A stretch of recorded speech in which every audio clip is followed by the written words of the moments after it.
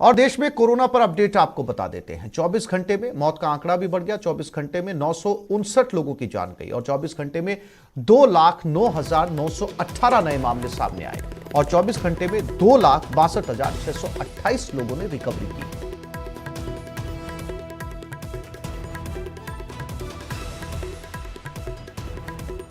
और मरुधरा में फिर से कोरोना की रफ्तार बढ़ गई है। एक ही दिन में 10,061 नए मामले सामने आए, 21 की जान गई। जयपुर में सबसे ज्यादा 1,013 नए मामले सामने आए। प्रदेश में एक्टिव केस बढ़कर 72,289 हो गए। हालांकि 12,600 मरीज रिकवर भी हुए।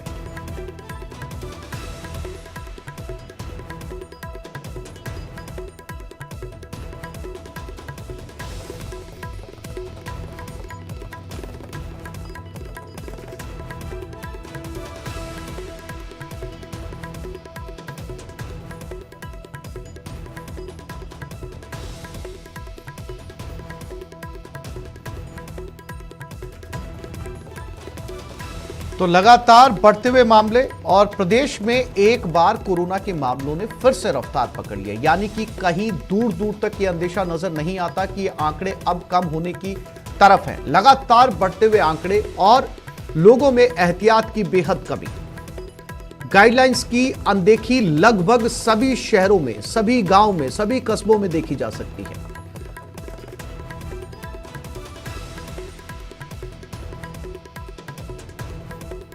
और हमारे साथ इसी मामले पर अशोक शर्मा गंगानगर से, कोटा से ओम प्रकाश जुड़ गए। सबसे पहले गंगानगर की तरफ रुख करते हैं। अशोक, मामले लगातार बढ़ते जा रहे हैं। अब पूरे प्रदेश में ऐसा एक भी जिला या शहर नहीं बचा है जहां से सैकड़ों की तादाद में मामले सामने ना आ रहे हो और एक दिन में पूरे प्रदेश की बात की जाए तो मामले 10,000 से ऊपर जा चुके हैं। बावजूद इसके लोगों में एहतियात कहीं पर नजर नहीं आता। वेरिएंट भी अब जो है वो डेल्टा के बाद में ओमिक्रॉन और अब BA.2 BA.3 भी सामने आने लगा है। अशोक, बिल्कुल आसिफ जी, इसमें कोई शक नहीं कि जैसे जैसे कोरोना की संक्रमण की रफ्तार बढ़ रही है वैसे वैसे मरुधरा वासियों की लापरवाही भी बरकरार है, क्योंकि श्री गंगानगर सहित मरुधरा में लगातार कोरोना संक्रमितों की संख्या में इजाफा हो रहा है। डे बाय डे भी बात करें तो कोरोना संक्रमण के नए नए मामले सैकड़ों और हजारों की संख्या में सामने आ रहे हैं। यदि हम श्री गंगानगर जिले की भी बात करें तो देखिए, कल श्री गंगानगर जिले में रविवार को 270 कोरोना के नए मामले सामने आए और जिसके बाद में श्री गंगानगर जिले में कोरोना एक्टिव केसेस की संख्या बढ़कर 3,558 तक पहुंच गई है। हालांकि गनीमत यह है कि इन 3,558 में से 98% जो कोरोना संक्रमित मरीज हैं उन सभी मरीजों का होम आइसोलेशन में ही रखकर इलाज किया जा रहा है। यानी कि प्रसार संख्या तो इस वायरस की बहुत जबरदस्त है, लेकिन इस बार घातकता थोड़ी सी कम साबित हो रही है और यही वजह है कि इस समय श्री गंगानगर वासी लापरवाह भी बने हुए हैं। न केवल श्री गंगानगर वासी, लेकिन जिनके ऊपर ज्यादा जिम्मेदारी थी कोरोना गाइडलाइन की पालना करवाने को लेकर, आसिफ जी। जी और जी अशोक, कोटा से भी ओम प्रकाश हमारे साथ। और इस वक्त दर्शकों को अपडेट कर दें कि प्रधानमंत्री नरेंद्र मोदी संसद भवन पहुंच गए हैं। कुछ ही देर में राष्ट्रपति का अभिभाषण बजट सत्र पर शुरू होने वाला है।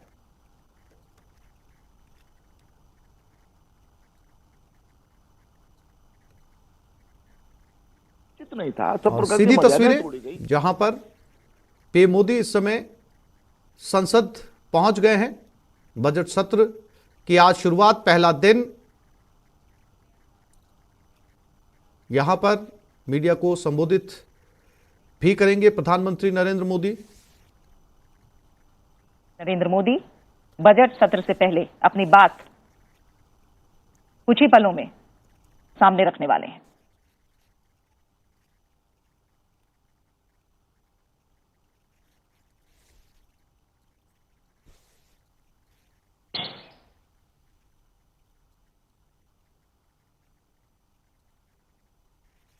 नमस्कार साथियों,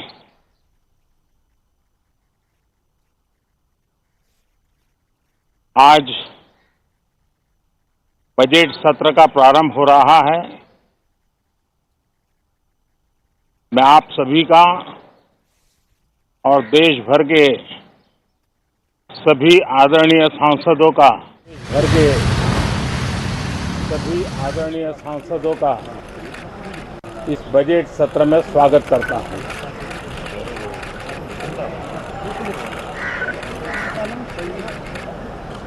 आज की वैश्विक परिस्थिति में भारत के लिए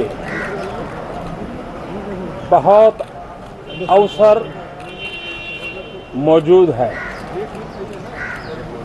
ये बजट सत्र विश्व में सिर्फ भारत की आर्थिक प्रगति, भारत में वैक्सीनेशन का अभियान, भारत की अपनी खोजी हुई वैक्सीन पूरी दुनिया में एक विश्वास पैदा कर रही है। इस बजट सत्र में भी हम सांसदों की बातचीतें, हम सांसदों के चर्चा के मुद्दे, खुले मन से की गई चर्चा वैश्विक प्रभाव का एक महत्वपूर्ण अवसर बन सकती है। मैं आशा करता हूं कि सभी आदरणीय सांसद, सभी राजनीतिक दल खुले मन से उत्तम चर्चा करके देश को प्रगति के रास्ते पर ले जाने में, उसमें गति लाने में अवश्य मददरूप होंगे। ये बात सही है कि बार बार चुनाव के कारण सत्र भी प्रभावित होते हैं, चर्चाएं भी प्रभावित होती हैं। लेकिन मैं सभी आदरणीय सांसदों से प्रार्थना करूंगा कि चुनाव अपनी जगह पे हैं, वो चलते रहेंगे, लेकिन हम सदन में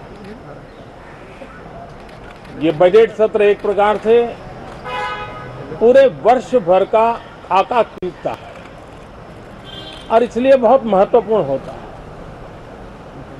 हम पूरी प्रतिबद्धता के साथ इस बजट सत्र को जितना ज्यादा फलदायी बनाएंगे, आने वाला पूरा वर्ष हमें नई आर्थिक ऊंचाइयों पर ले जाने के लिए भी एक बहुत बड़ा अवसर बनेगा। मुक्त चर्चा हो, मननीय चर्चा हो, मानवीय संवेदनाओं से भरी हुई चर्चा हो, अच्छे मकसद से चर्चा हो, इसी अपेक्षा के साथ आप सबका बहुत बहुत धन्यवाद।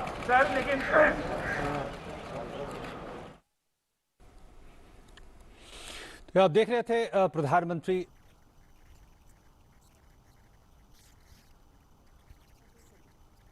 प्रधानमंत्री नरेंद्र मोदी ने बजट सत्र शुरू होने से पहले प्रेस को संबोधित करते हुए कहा कि चुनाव की वजह से अक्सर चर्चाओं पर प्रभाव पड़ता है, लेकिन ये बजट सत्र है, महत्वपूर्ण है और सभी सांसदों से उन्होंने आग्रह किया है कि बजट सत्र में वो सहयोग करें। तो अब सीधा संसद भवन की तरफ जाते हुए प्रधानमंत्री नरेंद्र मोदी और अब से कुछ ही देर के अंदर राष्ट्रपति रामनाथ कोविंद का अभिभाषण शुरू होगा। ये सीधी तस्वीरें राष्ट्रपति भवन से अभिभाषण के लिए निकलते हुए राष्ट्रपति रामनाथ कोविंद की सिंह देखे जा सकते हैं, स्क्वाड्रन लीडर सौरभ शर्मा और इसके अलावा military secretary of president group captain Abhay, lieutenant general Sanjeev Rai और इसके अलावा deputy military secretary group captain Abhay Phansalkar. राष्ट्रपति महोदय को राष्ट्रीय सैल्यूट राष्ट्रपति के अंगरक्षक महोदय देते हुए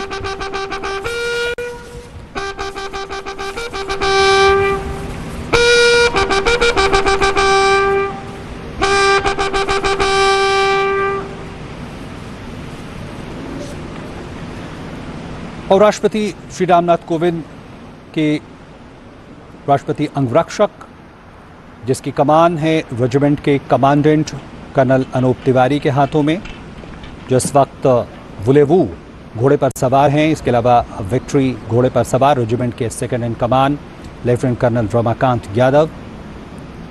और बेहद भव्य ये तस्वीरें राष्ट्रपति भवन के फोर कोर्ट की, और यहाँ से अब राष्ट्रपति महोदय उनका काफिला संसद भवन की ओर रवाना होगा, रायसीना हिल से होते हुए, इसके अलावा विजय चौक से होते हुए संसद भवन की ओर रवाना होंगे। और आपको बता दें कि इस वक्त जो राष्ट्रपति महोदय के जो अंगरक्षक हैं वो अनुरक्षी कहलाते हैं, और अब आप देखेंगे कि राष्ट्रपति के अंगरक्षक दो भागों में बढ़ जाते हैं। राष्ट्रपति महोदय के दाहिनी ओर कमांडेंट होते हैं और डिप्टी कमांडेंट बाईं तरफ चलते हैं। ये एक समृद्ध रस्मी परंपरा की एक तरह से प्रतीक है, एक समृद्ध विरासत को दिखाती है।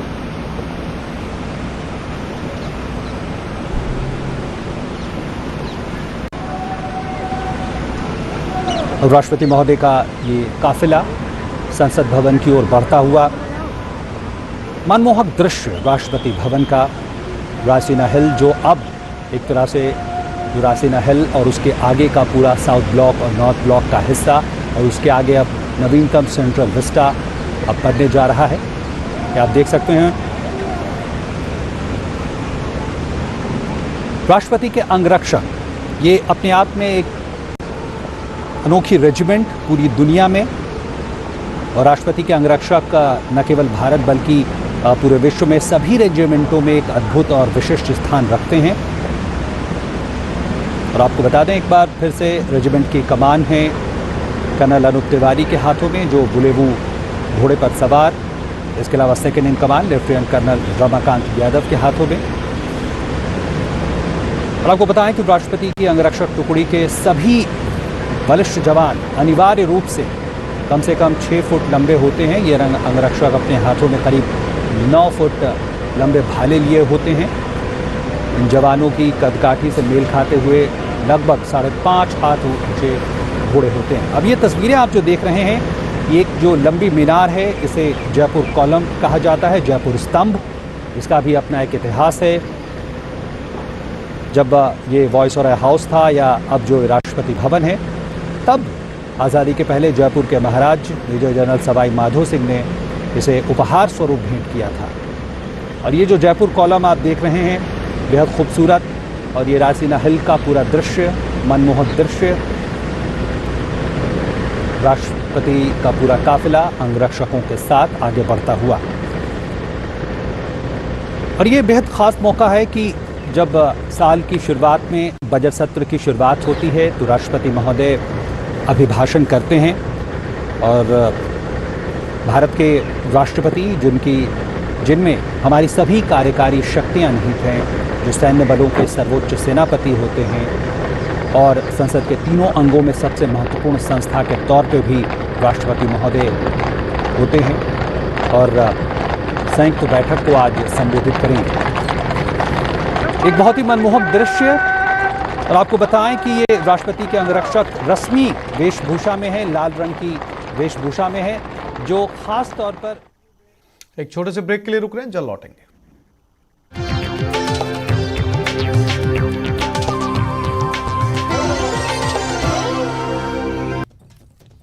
वित्त मंत्री निर्मला सीतारमण वित्त वर्ष 2021-22 के लिए इकोनॉमिक सर्वे कल पेश करेंगी। इसके पहले संसद के दोनों सदनों को राष्ट्रपति संबोधित करेंगे। सीतारमण मंगलवार को बजट पेश करेंगी।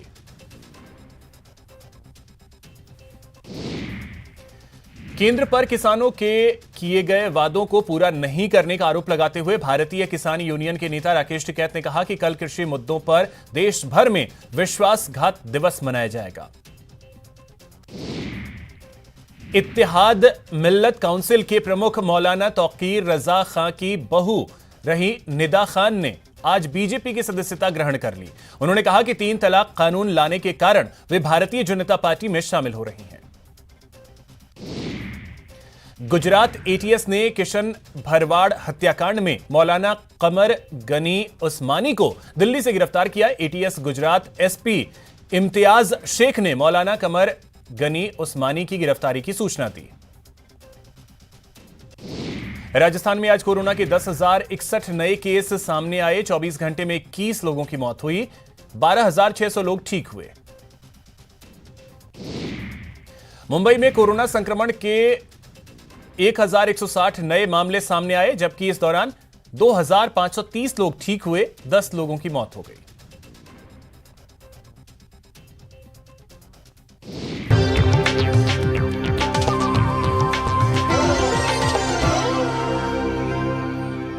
प्रत्येक वर्ष के पहले सत्र की शुरुआत में भी राष्ट्रपति द्वारा दोनों सदनों को संबोधित करते हैं और एक तरह से राष्ट्रपति के अभिभाषण में सरकार की नीतिगत प्राथमिकताओं और आने वाले वर्ष की योजनाओं को अनिवार्य रूप से उसका उल्लेख होता है। अभिभाषण सरकार के एजेंडे और दिशा का व्यापक फ्रेमवर्क प्रदान करते हैं। तो एक समृद्ध परंपरा, एक समृद्ध विरासत की परंपरा को दिखाते हुए एक विहंगम दृश्य आप देख रहे हैं दूरदर्शन के माध्यम से। रायसीना हिल की जो ढलान है उससे अब नीचे उतरते हुए इसके सामने की तरफ विजय चौक और विजय चौक से बाईं ओर संसद भवन का मार्ग खुलता है, जहां पे आयरन गेट 7 से राष्ट्रपति महोदय संसद भवन परिसर में प्रवेश करते हैं। अभी आप देख रहे हैं कि जो अंगरक्षक हैं वो बिल्कुल मंथर गति से, बिल्कुल सधे कदमों से विजय चौक की ओर बढ़ रहे हैं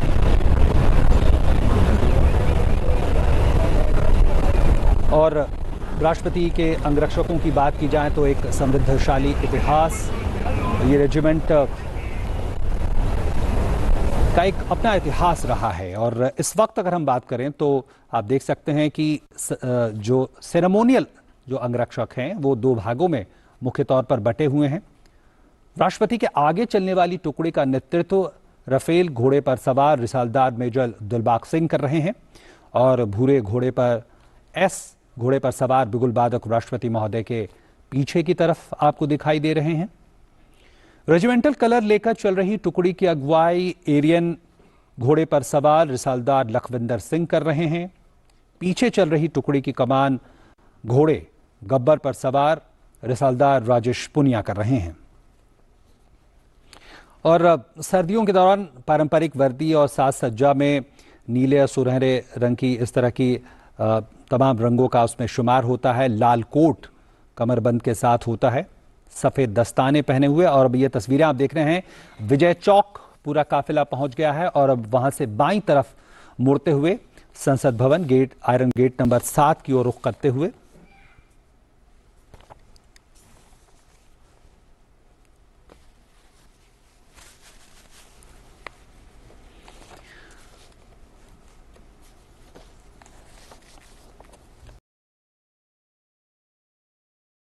संक्रमण के बीच प्रदेश में कल से 10वीं और 12वीं के स्कूल खुलेंगे, जबकि कक्षा 6 से 9 तक के छात्रों की 10 फरवरी से क्लासेस शुरू होंगी।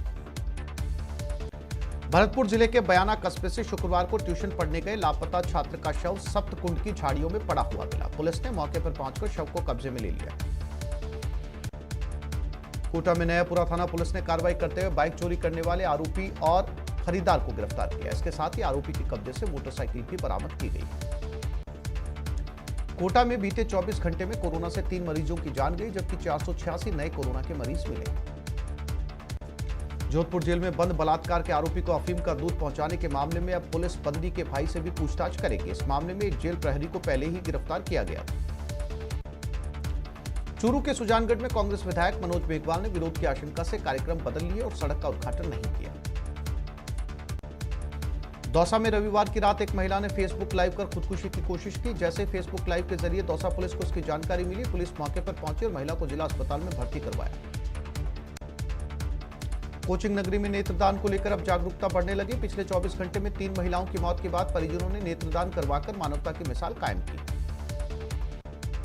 जोधपुर की मॉडल गुनगुन उपाध्याय ने होटल से छलांग लगाकर खुदकुशी की कोशिश की। उसे गंभीर हालत में एमडीएम अस्पताल में भर्ती करवाया गया। जोधपुर शहर जिला कांग्रेस कमेटी ने केंद्रीय जल शक्ति मंत्री गजेंद्र सिंह शेखावत और पाली सांसद पीपी चौधरी के खिलाफ निंदा प्रस्ताव पारित किया है। कोटा की किशोरपुरा पुलिस ने कार सवार 4 तस्करों को गिरफ्तार किया। आरोपियों के कब्जे से पुलिस ने 300 ग्राम चरस बरामद की। कोटा की नयापुरा पुलिस ने अवैध हथियार के साथ एक बदमाश को गिरफ्तार किया। इकराम खान नयापुरा के नेहरू कॉलोनी का निवासी। आरोपी के खिलाफ पहले से 4 मामले दर्ज हैं। प्रतापगढ़ में अपराधों पर अंकुश लगाने और समाज में भाईचारा बनाए रखने के लिए कोतवाली थाना परिसर में सीएलसी बैठक का आयोजन किया गया। सुजानगढ़ क्या होगा खास? मिडिल क्लास की उम्मीदें कितनी होंगी पूरी? क्या टैक्स से राहत की मिलेगी डोज? किचन का बढ़ेगा जायका? क्या अन्नदाता की भरेगी झोली? अब की बार बूस्टर डोज वाला बजट। बजट में आपके काम की हर खबर। 1 फरवरी को दिन भर लगातार सबसे तेज, सबसे पहले सिर्फ न्यूज 18 राजस्थान पर बजट 2022।